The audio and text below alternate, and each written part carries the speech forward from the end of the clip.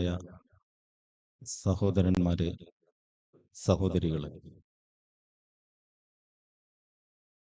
അല്ലാഹു സുബ്ഹാനഹു വ തആലയുടെ വിധികളും വിലക്കുകളും ശ്രദ്ധയോടെ മനസ്സിലാക്കി നമ്മുടെ ഓരോരുത്തരുടെയും ജീവിതത്തിന്റെ എല്ലാ വശങ്ങളും അള്ളാഹുവിന്റെ ഇഷ്ടത്തിന്റെ അടിസ്ഥാനത്തിൽ ചിട്ടപ്പെടുത്തുവാൻ ശ്രദ്ധിക്കണം. ജീവിതത്തിൽ തഖ്വ കൈക്കൊള്ളണം.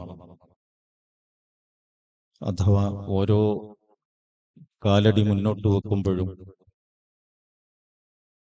ഇതിലൂടെ ഞാൻ സമ്പാദിക്കുന്നത് സ്വർഗമാണോ അതല്ല നരകമാണോ എന്ന ഒരു വീണ്ടു വിചാരത്തോടെ ജീവിതത്തെ മുന്നോട്ട് കൊണ്ടുപോകണം. അതാണ് ജീവിത വിജയത്തിനുള്ള ഏക മാർഗം. ഈ ഗൗരവത്തിലും പ്രാധാന്യത്തിലും തഖ്വയെ കാണണം, ഉൾക്കൊള്ളണം എന്നാണ് ഈ സന്ദർഭത്തിൽ എല്ലാവരോടും ഒന്നാമതായി ഉണർത്തുവാനുള്ളത്. അല്ലാഹു തൗഫീഖ് ചെയ്യുമാറാവട്ടെ.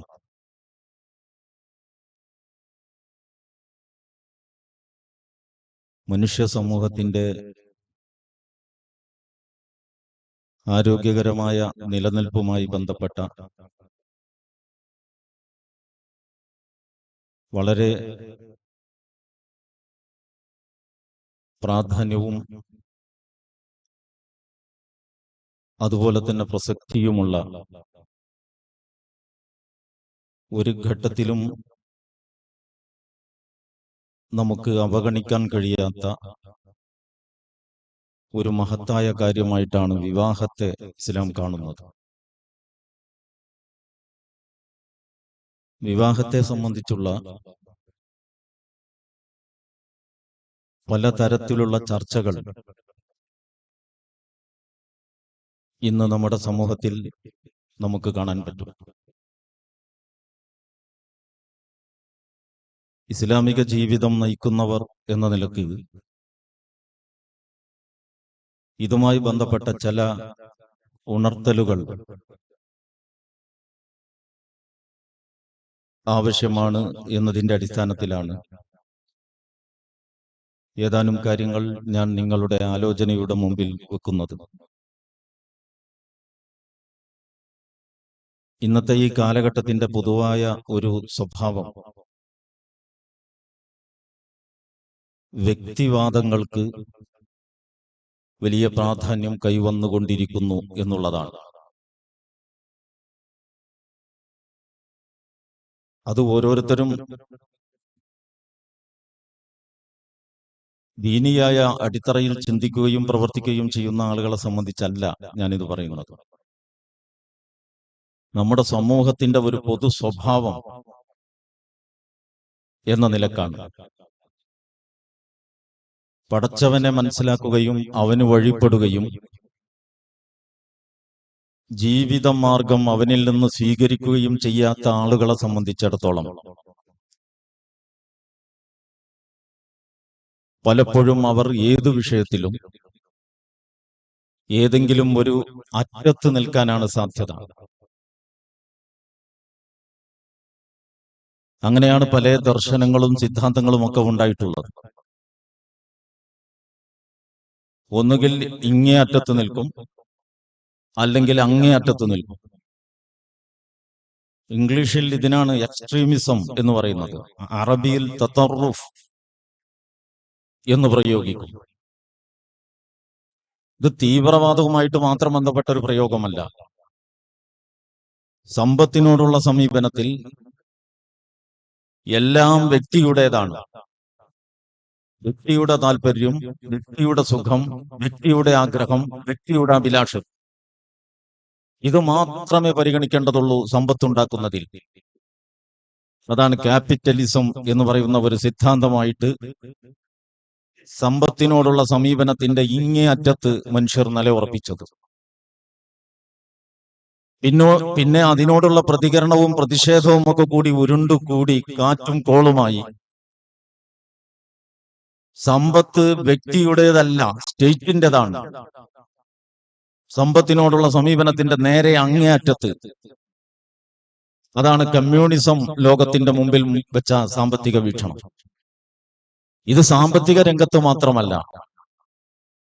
നമുക്കൊരു തത്വം പറയുകയാണെങ്കിൽ ഇങ്ങനെ പറയാം: പടച്ചവനിൽ നിന്നുള്ള മാർഗദർശനത്തിന്റെ അഭാവത്തിൽ മനുഷ്യർ അവരുടെ ജീവിതത്തിന്റെ ഏത് മേഖലയിൽ അഭിപ്രായം രൂപീകരിച്ചാലും അത് സന്തുലിതമാകാൻ സാധ്യത വളരെ കുറവാണ്. ആ ഇനത്തിൽപ്പെട്ടതാണ് ഈ പറയപ്പെട്ട വ്യക്തിവാദവും. സമൂഹത്തിന് ഒരു പരിധിക്കപ്പുറമുള്ള പ്രാധാന്യം കൊടുക്കുന്ന കാഴ്ചപ്പാടായാലും വ്യക്തിക്ക് ഒരു പരിധിക്കപ്പുറമുള്ള പ്രാധാന്യം കൊടുക്കുന്ന കാഴ്ചപ്പാടായാലും സമൂഹത്തിൽ അത് നമുക്ക് മുന്നോട്ട് കൊണ്ടുപോകാൻ കഴിയില്ല. അതിനൊക്കെ ഒരുപാട് പ്രതിസന്ധികൾ അത് സൃഷ്ടിച്ചുകൊണ്ടേയിരിക്കും. എന്നിട്ട് ആ പ്രതിസന്ധികളിൽ പൊറുതിമുട്ടി ഈ വ്യക്തിവാദത്തിന്റെ ആളുകൾ ആ സാമൂഹികവാദത്തിന്റെ അങ്ങേയറ്റത്തേക്ക് പോകും. ഏറ്റവും പ്രധാനം സമൂഹമാണ്, സമൂഹത്തിന്റെ താല്പര്യങ്ങളാണ് എന്ന നിലക്ക് സിദ്ധാന്തിച്ച് ഒരു കൂട്ടർ രംഗത്ത് വന്നാൽ പല പരിഗണനയിലും അവർക്കത് മുന്നോട്ട് കൊണ്ടുപോകാൻ കഴിയില്ല. അവസാനം ഇതിൽ നിന്ന് നിരാശപ്പെട്ട് ഓരോരുത്തരും അവരവരിലേക്ക് ചുരുങ്ങുകയും ഉൾവലിയുകയും ചെയ്യുന്ന വ്യക്തിവാദത്തിന്റെ അങ്ങേയറ്റത്ത് അവരെത്തിപ്പെടും. ഇതൊക്കെ സമൂഹത്തിൽ മാറിയും മറിഞ്ഞും ഇങ്ങനെ സംഭവിച്ചുകൊണ്ടിരിക്കും. അബദ്ധത്തിന്റെ വഴിക്കാണ് ഞങ്ങൾ സഞ്ചരിക്കുന്നത് എന്ന് തിരിച്ചറിഞ്ഞ് തിരിഞ്ഞു നടക്കുമ്പോഴേക്ക് ഒരു തലമുറ തന്നെ നമുക്ക് നഷ്ടപ്പെട്ടു പോയിരിക്കും. എല്ലാ കാര്യങ്ങൾക്കും ഇത് ബാധകമാണ്. ഇപ്പൊ ഈ കുട്ടികളുടെ സന്താനങ്ങളുടെ എണ്ണം കുറക്കാൻ കൊണ്ടുപിടിച്ച ശ്രമം ഈ കുറച്ചു കാലമായിട്ട് നടത്തി. മുതലാളിത്തമാണ് ശരിക്ക് ഈ വേവലാതി ലോകത്തിന്റെ മുമ്പിൽ. അവർ കരുതിയത് അവരാണ് ലോകത്തെ മൊത്തം നിയന്ത്രിക്കുന്നതെന്നാണ്. അപ്പൊ ഇങ്ങനെ ആളുകളുടെ വംശവർദ്ധനവുണ്ടായാൽ വിഭവക്കമ്മിയുണ്ടാകും. അങ്ങനെ സിദ്ധാന്തങ്ങളും ദർശനങ്ങളും ഒക്കെ ആവിഷ്കരിച്ചു. പലതരത്തിലുള്ള മുദ്രാവാക്യങ്ങളും മാറി മാറി പരീക്ഷിച്ചു.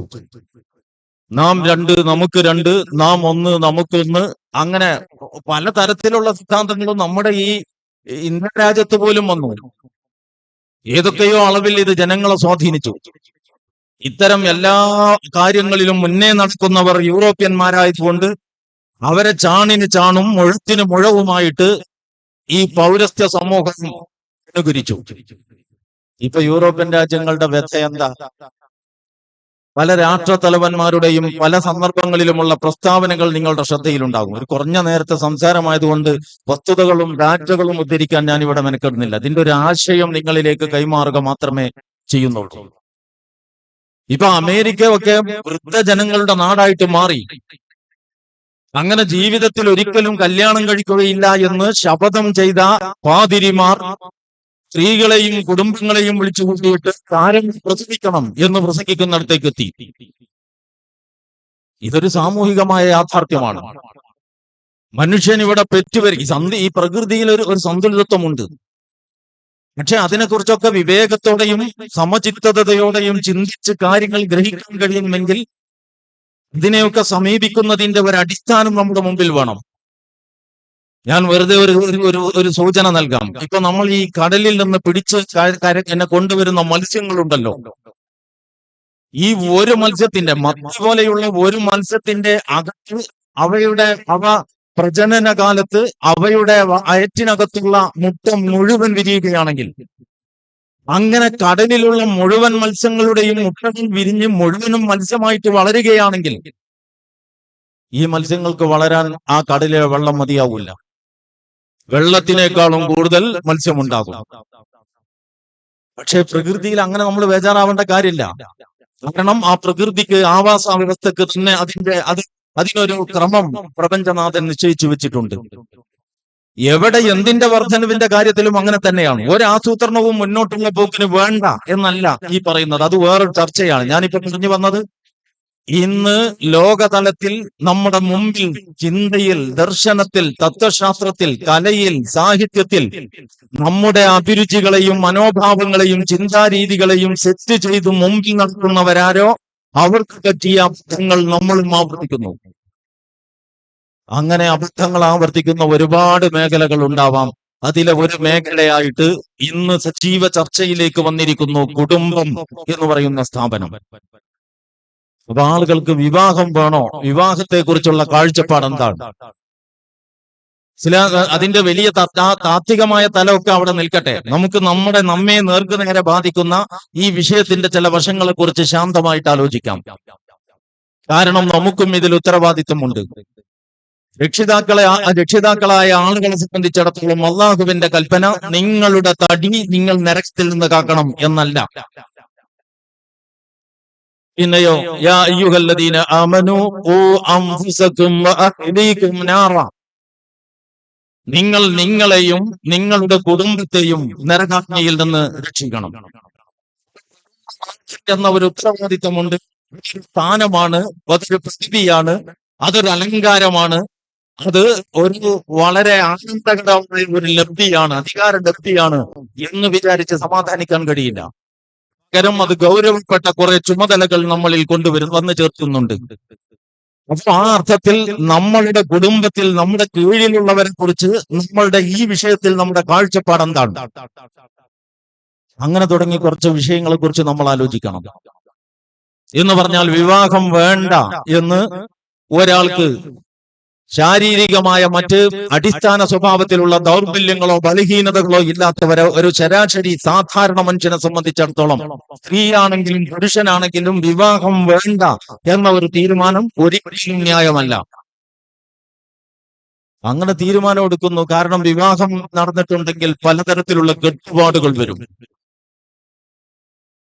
കുഞ്ഞുണ്ണി മാഷ് ഒരു കവിത മുമ്പൊരിക്കൽ മറ്റൊരു ചർച്ചയിൽ ഞാൻ ഇവിടെ ഉദ്ധരിച്ചു എന്നാണ് എന്റെ ഓർമ്മ. 2 വരിയേ ഉള്ളൂ. അദ്ദേഹം പറയുന്നുണ്ട്, ഞാൻ ഒരു വരാം, എനിക്ക് എങ്ങനെയും എഴുതാം, വേളി കഴിച്ചാൽ 2 വരയായി, പിന്നെ കോപ്പി എഴുത്തേ നടക്കൂ. എന്ന് പറഞ്ഞാൽ കല്യാണം കഴിക്കുന്നതോടുകൂടി ബാധ്യതകളും ചുമതലകളും വരുന്നുണ്ട്. ലിബറൽ ആശയഗതികളെ ബലപ്പെടുത്താൻ വേണ്ടിയിട്ടല്ല അദ്ദേഹം അങ്ങനെ പറഞ്ഞത്. അദ്ദേഹത്തിന്റെ വ്യക്തിപരമായ വശത്തെ സംബന്ധിച്ച ഒരു വിലയിരുത്തലാണ്. അദ്ദേഹം വിവാഹ ജീവിതത്തിലേക്ക് പ്രവേശിച്ചിട്ടില്ലാത്ത മനുഷ്യനാണ് ആയിരുന്നു. അപ്പൊ ഇവിടെ ഇത് സാമൂഹികമായ കുറെ ഉത്തരവാദിത്തങ്ങൾ നമ്മൾ കൊണ്ട് വന്നു ചേർക്കുന്നുണ്ട്. ഈ ഉത്തരവാദിത്തങ്ങളിൽ നിന്ന് ഒളിച്ചോടിയിട്ട് സാമൂഹ്യ ജീവിയായ മനുഷ്യന് മുന്നോട്ട് പോക്ക് സാധ്യമല്ല. ഇതിനൊക്കെ ഓരോന്നിനും ഓരോ സമയവും കാലവും ഉണ്ട്. ആൺകുട്ടികളാണെങ്കിലും പെൺകുട്ടികളാണെങ്കിലും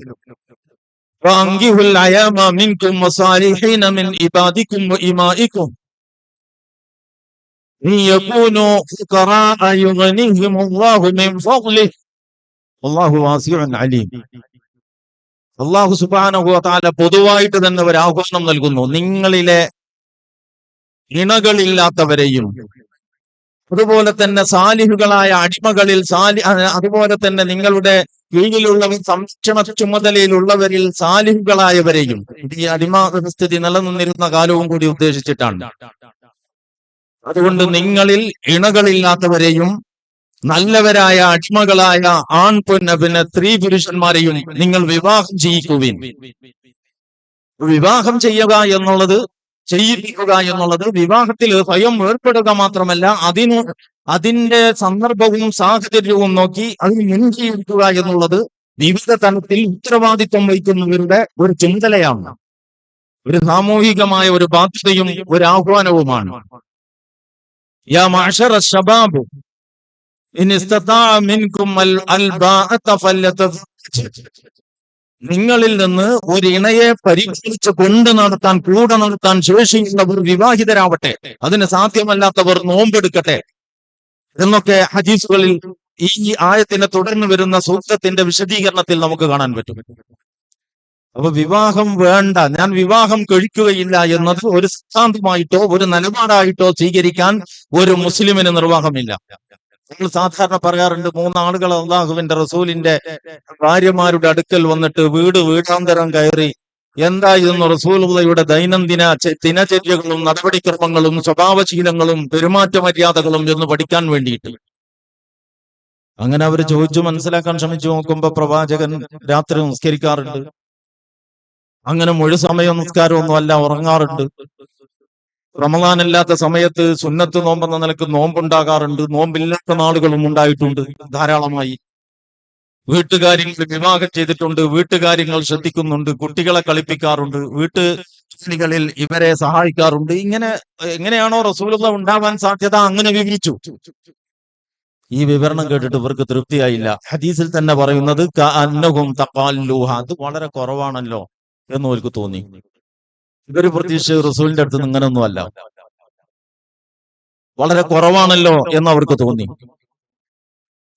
ഇന്നിപ്പോ റസൂലുള്ളാഹിനെ പറഞ്ഞ് നന്നാക്കാനൊന്നും ഇപ്പൊ ഇവർക്ക് ശേഷിയില്ലാത്തതുകൊണ്ട് ഇവരുടെ കാര്യത്തിൽ ഇവർ വലിയ തീരുമാനങ്ങൾ എടുത്തു.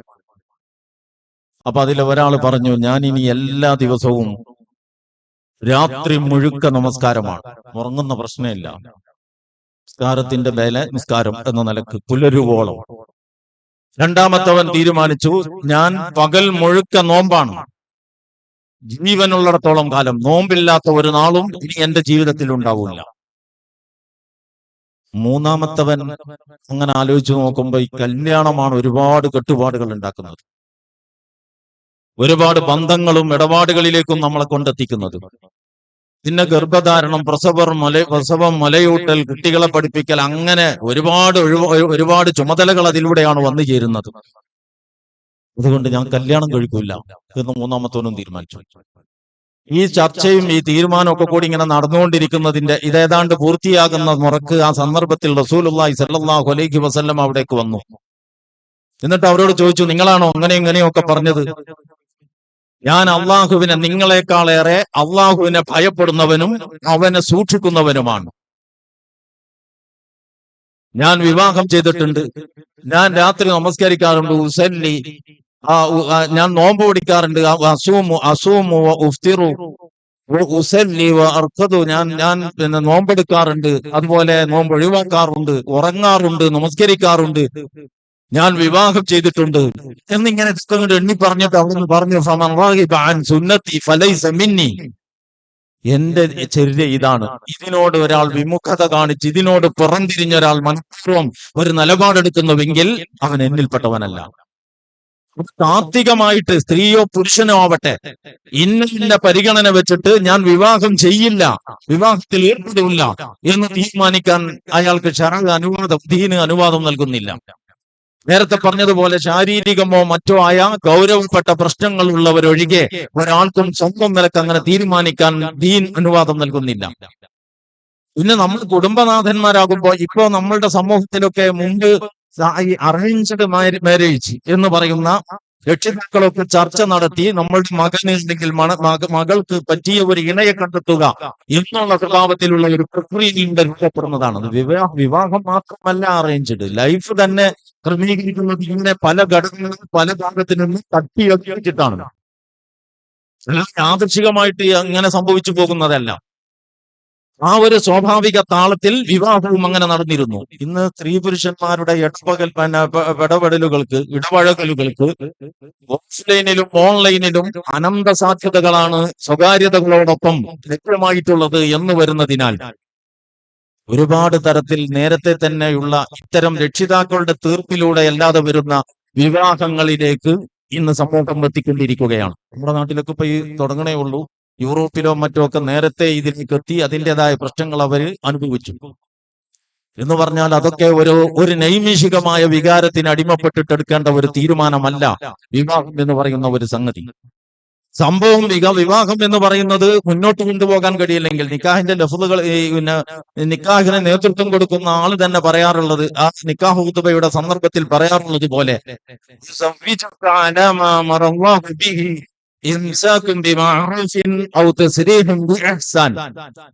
നിങ്ങൾക്ക് ഞാൻ വിവാഹം ചെയ്തു തരുന്നു.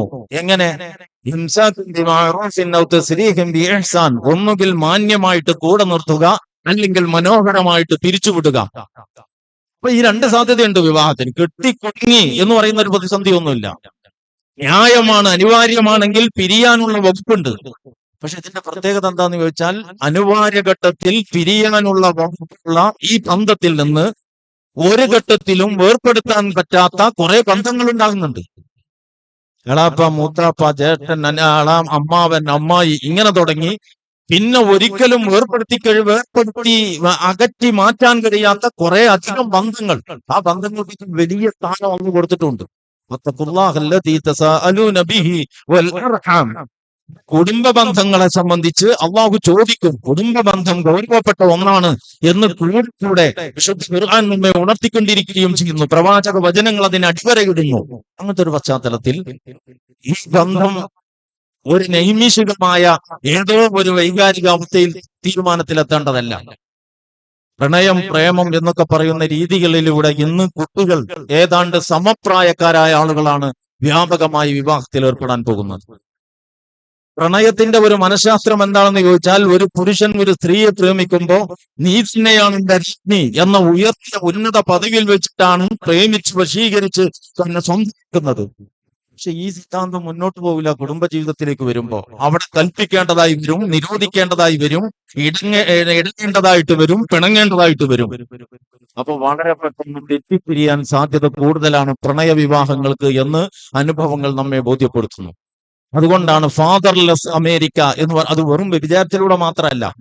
ഉണ്ടെങ്കിൽ 6 വീട്ടിലും കൈക്കുഞ്ഞുങ്ങളുമായി സ്ത്രീകൾ ഒറ്റപ്പെട്ട് കഴിയുന്നു എന്ന അവസ്ഥയിലേക്ക് ഒരു സമൂഹം എത്തുന്നത് കാര്യഗൗരവത്തിലെടുക്കേണ്ട തീർപ്പുകൾ ലാഘവത്തോടെ എടുക്കുന്നത് കൊണ്ടാണ്. അപ്പൊ നമ്മുടെ മക്കളുമായിട്ട് നമുക്ക് ആ അർത്ഥത്തിൽ കുറച്ചൊക്കെ, അപ്പൊ നമുക്ക് ചിലപ്പോൾ നമ്മുടേതായ ഒരു പ്ലാൻ ഉണ്ടാവും.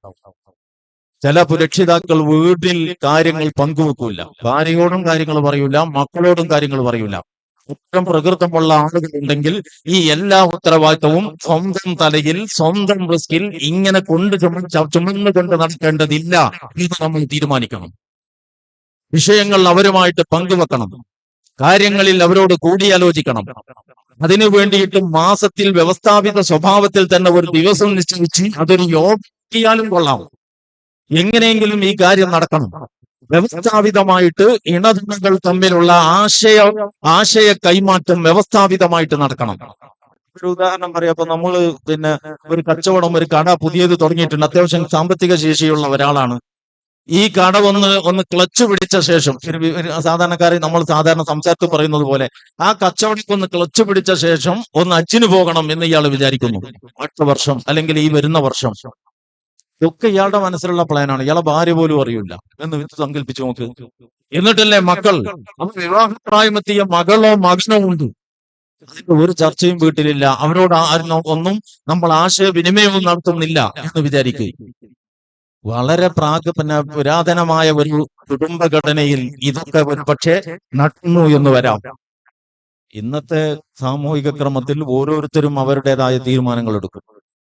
അപ്പൊ മകനോടായാലും മകളോടായാലും അവരുടെ വിവാഹപ്രായം, ഇസ്ലാമിക ശരീഅത്തനുസരിച്ചുള്ള അവരുടെ വിവാഹപ്രായം എത്തി എന്ന് നമുക്ക് ബോധ്യമുള്ള നമ്മുടെ നാട്ടിലെ നിയമക്രമം പാലിക്കുന്നതിന് തടസ്സമൊന്നുമില്ല. സന്ദർഭത്തിൽ ഈ വിഷയം വീട്ടിൽ ചർച്ച ചെയ്യണം. എന്നിട്ട് ഉടനെ വേണോ, നീട്ടിവെക്കണോ എന്നതൊക്കെ ഒരു കൂടിയാലോചനയുടെ അടിസ്ഥാനത്തിൽ രൂപപ്പെടണം. എന്ന് പറഞ്ഞാൽ മകന്റെയും മകളുടെയും വിവാഹം അതിന്റെ ഉചിതമായ സമയത്ത് ഈ ഗൃഹനാഥന്റെ ഒരാലോചനാ വിഷയമാകണം എന്നത് ഗൗരവപ്പെട്ട ഒരു കാര്യമാണ്. അത് പിന്നെ നാട്ടുകാരെ ആരോ വന്ന് ഇടപെട്ട് സമ്മർദ്ദം ചെലുത്തി അങ്ങനെ നമ്മളെ ഉന്തിത്തള്ളി അതിലേക്ക് കൊണ്ടുവരേണ്ടതല്ല. നമ്മുടെ ഉത്തരവാദിത്തത്തിൽപ്പെട്ടതാണ്. ഉത്തരവാദിത്തം ആ ഒരു സ്വഭാവത്തിൽ നമ്മൾ ആലോചിക്കണം, കൈകാര്യം ചെയ്യണം. അതുപോലെ തന്നെയുള്ളതാണ് എന്റെ കൂടെ സന്ദർഭവശാൽ ഞാൻ പറയാണ്. അതുപോലെയുള്ളതാണ് ഉപ്പയും ഉമ്മയും മരിച്ച ശേഷം ഏറ്റവും മൂത്ത സഹോദരൻ. സാധാരണഗതിയിൽ മൂത്ത സഹോദരന് നമ്മളൊരു ഉയർന്ന പദവി നൽകുന്നുണ്ട്, അത് ആവശ്യവുമാണ്. അദ്ദേഹമായിരിക്കും മൊത്തം സ്വത്തുക്കളുടെ കൈകാര്യകർത്താവ്. എങ്കിൽ പിന്നെ ഇതിലെ ഹലാലും ഹറാമും പരിഗണിച്ച് അള്ളാഹുവിന്റെ വിധി കൽപ്പിച്ച് ഇത് വീതിക്കണം എന്നുള്ള ഒരു കാര്യമുണ്ടല്ലോ. അത് പിന്നെ എവിടെയോ നാട്ടുകാരെല്ലാവരും ഇടപെട്ട് നാട്ടിലൊന്നാകെ പാട്ടായ ശേഷം ഇവരുടെ വിഷയം ഇവരുടെ ഇടയിൽ ചർച്ചയാവേണ്ട വിഷയമല്ല. അതിന്റെ ഏറ്റവും മുന്നിൽ നിർത്തപ്പെട്ട ആളാരാണോ നാളെ അള്ളാഹുവിന്റെ മുമ്പിൽ അയാൾ മറുപടി പറയേണ്ടി വരും എന്ന ബോധത്തോടെ ആ വിഷയത്തിന് അയാൾ മുൻകൈ എടുക്കണം. എന്നിട്ട് അടിസ്ഥാന വിധികളെല്ലാം അള്ളാഹുവിന്റെ ഭാഗത്ത് നിന്നുണ്ട്. ആ വിധികൾ മുമ്പിൽ വെച്ചുകൊണ്ട് ഈ പ്രശ്നം, ഈ വിഷയം എങ്ങനെ ഏറ്റവും നന്നായി പരിഹരിക്കാം എന്നതിന് ആ സാഹചര്യം ഒരുക്കേണ്ടത് അതിന്റെ മുതിർന്നവരുടെ ചുമതലയാണ്. അതിനോട് സഹകരിക്കാൻ താഴെയുള്ളവരെല്ലാവരും ബാധ്യസ്ഥരാണ്. ഇതാണ് ഇസ്ലാമിക വിധിയുടെ ഒരു പൊതുവായ സ്വഭാവം. എന്ന് പറഞ്ഞാൽ ഒന്നിനും ഒരു മസ്ഊലില്ലാതെ, ഒന്നിനും ഒരു ഉത്തരവാദിത്വ ചോദ്യത്തിന് ഉത്തരം പറയാൻ ആളില്ലാതെ, ആകെ കൂടി ഈ കാട്ടിൽ ഉയറി നടക്കുന്ന ആട്ടിൻപറ്റങ്ങളെ പോലെ ഇസ്ലാം മനുഷ്യനെ വിഭാവന ചെയ്തിട്ടില്ല. വീടാണെങ്കിൽ അവിടെ ഒരു ഗൃഹനാഥനുണ്ട്. ആണും പെണ്ണും സമമല്ല. അവിടെ പുരുഷനൊരു പദവി അള്ളാഹു നൽകിയിട്ടുണ്ട്. ആ പദവി ഇത്തരം കാര്യങ്ങൾക്ക് നേതൃത്വം കൊടുക്കുക എന്ന ചുമതല കൂടി വന്നു ചേരുന്ന പദവിയാണ്. മൂന്നാൾ ഒരുമിച്ച് യാത്ര പോവുകയാണെങ്കിൽ, കുറഞ്ഞ സമയത്തേക്ക് മൂന്നാൾ ഒരുമിച്ച് യാത്ര പോവുകയാണെങ്കിൽ ഒരാളെ അമീറായി നിശ്ചയിക്കണം എന്നതാണ് റസൂലുള്ളാഹി സ്വല്ലല്ലാഹു അലൈഹി വസല്ലമയുടെ ആജ്ഞ. ഇത് നമ്മുടെ കുടുംബഘടനയിലും, അപ്പൊ വാപ്പ മരിക്കുന്നതോടുകൂടി ആകെ ഇത് കയർ പൊട്ടുകയല്ല. കാര്യബോധമുള്ള രക്ഷിതാക്കൾ അവർ മരിക്കുന്നതിന് മുന്നേ തന്നെ എന്റെ കാലശേഷം ഈ കുടുംബത്തിന്റെ പോക്ക് എങ്ങനെയാവണം എന്നതിനെ കുറിച്ച് ദീർഘദർശനം ചെയ്ത് ചുമതലകൾ ഏൽപ്പിക്കുകയും കാര്യങ്ങൾ കൃത്യയിൽ വസീയത്ത് ചെയ്യേണ്ടത് വസീയത്ത് ചെയ്ത് പറയേണ്ടവരോട് പറഞ്ഞ് എഴുതി വെക്കേണ്ടത് എഴുതി വെച്ച് നിർത്തുകയും ചെയ്യും. അങ്ങനത്തെ ഒരു അച്ചടക്കമുള്ള സമൂഹമാണ് ഇസ്ലാം മുന്നോട്ട് വെക്കുന്നത്. അച്ചടക്കമുള്ള സമൂഹ നിർമ്മിതിയിൽ ഈ വിവാഹത്തിന് വലിയ പങ്കുണ്ട് എന്ന് നിങ്ങൾ കാണണം. അതുകൊണ്ട് ഏതൊക്കെ ഒരു വികാരത്തിന്റെ പുറത്ത് 10, 18, 10, 20 കൊല്ലം നോക്കി പോറ്റി വളർത്തിയ ഉമ്മയെയും ഉപ്പയെയും അങ്ങ് റോട്ടിൽ തള്ളിയിട്ട് ഇന്നലെ കണ്ട ഒരുത്തിന്റെ കൂടെ നമ്മൾ പോകുന്ന മകളോ മകനോ ഇറങ്ങിയിരിക്കുന്ന സ്ഥിതിവിശേഷം വരുന്നുവെങ്കിൽ അത് അത്യന്തം ദുഃഖകരമാണ് എന്ന് പറയാതിരിക്കാൻ നിർവാഹമില്ല. പക്ഷെ അത്തരം സാഹചര്യങ്ങൾ നാൾക്ക് നാൾ വർദ്ധിച്ചു വരുന്നു എന്ന് നമ്മൾ അറിയണം.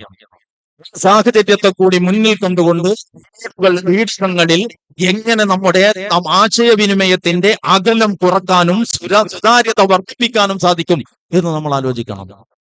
ഇത് നമ്മളുടെ ഉത്തരവാദിത്തമാണ്. ഇതൊരു വലിയ തിയറിയല്ല, വളരെ പ്രായോഗികമായ ഒരു നാടൻ കാര്യം മാത്രമാണ്. ഞാൻ ഈ സന്ദർഭത്തിൽ ആ ഒരൊറ്റ ആശയം മാത്രമാണ് ഈ വിഷയത്തിൽ നിങ്ങളുടെ മുമ്പിൽ വെക്കുന്നത്. ഇങ്ങനെ നമ്മളെക്കുറിച്ചും നമ്മുടെ കീഴിലുള്ളവരെ കുറിച്ചും അവരുടെ വളർച്ചയുടെ ഓരോ ഘട്ടത്തിലും ആവശ്യമുള്ളത് ഏതാണോ അപ്പപ്പോ അത് നൽകി, അത് ഉണർത്തി, അത് ഉയർത്തിക്കൊണ്ടുവന്ന് അത് തീർത്തുകൽപ്പിച്ച് മുന്നോട്ട് പോകുന്ന നടപടിക്രമത്തിനാണ് എന്ന് പറയുന്നത്. ഇതിനാണ് തെർബിയത്ത് എന്ന് പറഞ്ഞത്. ഓരോ ഘട്ടത്തിൽ ആവശ്യമുള്ളത് അപ്പപ്പോ കൊടുക്കുക. അല്ലാഹ് റബ്ബുൽ ആലമീനാണെന്ന് പറയുന്നുണ്ടല്ലോ. പ്രസവിച്ച് 2-3 ദിവസങ്ങളുടെ ഇടയിൽ മാതാവിന്റെ മാറിടത്തിൽ നിന്ന് പുറത്തു വരുന്ന പാല് ഒരു സവിശേഷ പ്രകൃതത്തിലുള്ളതാണ്. ദിവസങ്ങൾ മാറുമ്പോൾ അതിന്റെ സ്വഭാവം മാറുന്നുണ്ട് എന്ന് പറഞ്ഞാൽ ആ കുറച്ച് ദിവസങ്ങളിൽ അങ്ങനെയാണ് വേണ്ടത്, കുറച്ച് മുന്നോട്ട് പോകുമ്പോ ഇങ്ങനെയാണ് വേണ്ടത്. അതാണ് റബ്ബുൽ ആലമീൻ പടിപടിയായി പരിപാലിക്കുക എന്ന് പറയുന്നത്. മുസ്ബിയാണ്, കുടുംബനാഥൻ എന്ന നിലക്ക് പുരുഷൻ മുറപ്പിയാണ് എന്ന് മനസ്സിലാക്കിയിട്ട് ആ തെർബിയത്തിന്റെ താല്പര്യത്തിൽപ്പെട്ടതാണ് വീട്ടകങ്ങളിൽ ഓരോ സന്ദർഭത്തിലും ശ്രദ്ധ ശ്രദ്ധിയുക, തീരുമാനിക്കേണ്ടത് തീരുമാനിക്കുക, തീരുമാനങ്ങളൊക്കെ കൂടിയാലോചനയിലൂടെ ആവുക, ഗാർഹിക അന്തരീക്ഷം സുതാര്യമാവുക, ആൺമക്കൾക്കും പെൺമക്കൾക്കും വിവരമുള്ള മകനും വിഷമില്ലാത്ത മകനും വെളുത്ത മകനും കറുത്ത മകനും ഒക്കെ ഒരേ പരിഗണന നൽകുക.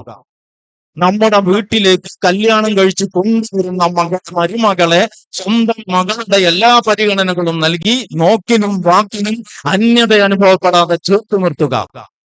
ഇതെല്ലാം കൂടിയതാണ് കുടുംബനാഥന്റെ ഉത്തരവാദിത്വം എന്ന് നിങ്ങൾ കാണണം. അതിൽ എവിടെയെങ്കിലും വീഴ്ച പറ്റിയിട്ടുണ്ടെങ്കിൽ ആർജവത്തോടെ അത് തിരുത്തണം. അതിന് ന്യായം ചമക്കാൻ ഒരിക്കലും മെനക്കെടരുത്. കാരണം അന്തിമമായി കുടുംബം തകരാൻ അത് ഇടയാക്കും. രണ്ടാമതായിട്ട് നമ്മളുടെ പരലോകം നഷ്ടപ്പെടാനും അത് ഇടയാക്കും. ഇഹ്ലോകവും നഷ്ടപ്പെടും, നാളെ ആശ്രയവും നഷ്ടപ്പെടും എന്നതായിരിക്കും അതിന്റെ അനന്തരഫലം. ോടെ ഈ ഒരു വശത്തെ കുറിച്ച് കൂടി സഹോദരന്മാർ ചിന്തിക്കണം, സഹോദരിമാരും ആലോചിക്കണം എന്ന് ഉണർത്തുകയാണ്. അല്ലാഹു സുബ്ഹാനഹു വ തആല നമുക്ക് അതിനുള്ള കരുത്ത്, താക്കത്ത്, ഉൾക്കാഴ്ച അവൻ നമുക്ക് നൽകി അനുഗ്രഹിക്കുമാറാവട്ടെ.